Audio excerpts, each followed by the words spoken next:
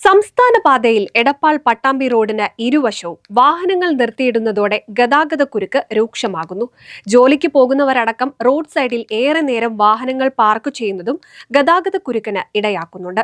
പലതവണ പരാതിപ്പെട്ടെങ്കിലും യാതൊരു നടപടിയും ഉണ്ടാവുന്നില്ലെന്നാണ് ആരോപണം.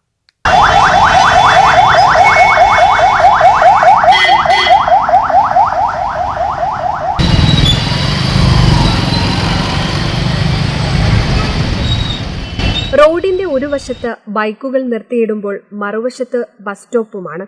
ബസ്സുകൾ ആളുകളെ കയറ്റി പോകാനേ പാടുള്ളൂ എങ്കിലും ബസ്സുകൾ സ്റ്റാൻഡിലേതുപോലെ നിർത്തിയിടുന്നത് പതിവ് കാഴ്ചയാണ്.